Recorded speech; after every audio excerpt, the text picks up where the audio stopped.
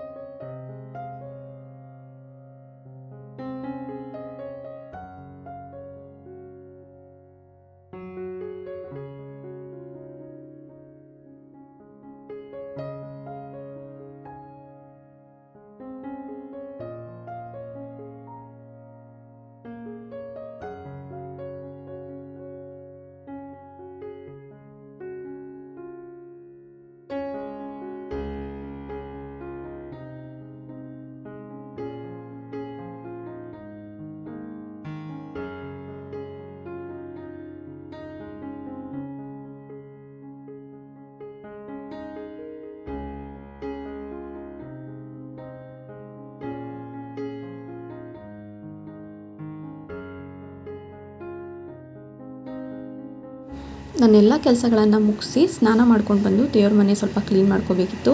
ಹಿಂದಿನ ದಿನ ಹಾಕಿದ ಹೂವು ಎಲ್ಲ ತೆಗೆದು ನೆಕ್ಸ್ಟು ಎಲ್ಲ ಕ್ಲೀನ್ ಮಾಡಿಕೊಂಡು ಮತ್ತೆ ಹೂವೆಲ್ಲ ಮುಡಿಸಿ ಪೂಜೆಗೆ ರೆಡಿ ಮಾಡ್ಕೋತಾ ಇದ್ದೀನಿ.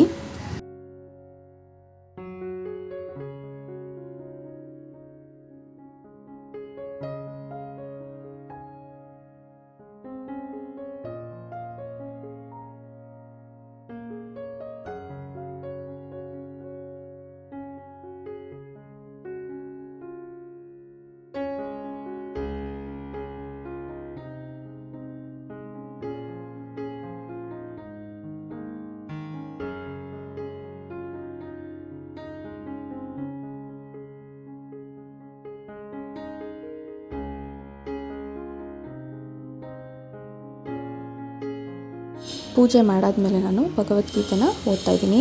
ನಾನು ಈಗೀಗ ಭಗವದ್ಗೀತೆನ ಡೈಲಿ ವಾರ ಮಾಡಿದಾಗ ಓದೋದಕ್ಕೆ ಶುರು ಮಾಡಿದ್ದೀನಿ.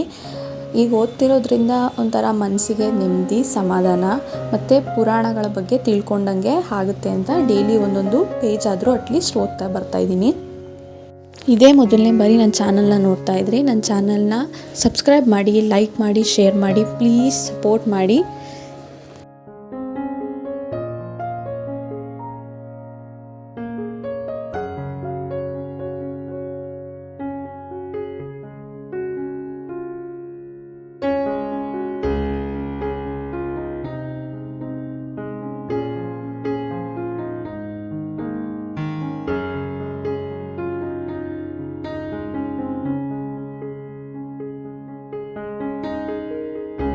ಇವತ್ತು ಗುರುವಾರ ಆಗಿರೋದ್ರಿಂದ ರಾಘವೇಂದ್ರ ಸ್ವಾಮಿ ಮಠಕ್ಕೆ ಹೋಗಿದ್ದೆ. ದರ್ಶನ ಎಲ್ಲ ಮುಗಿಸ್ಕೊಂಡು ಆಮೇಲೆ ಮನೆಗೆ ಬಂದು ತಿಂಡಿ ತಿಂದೆ.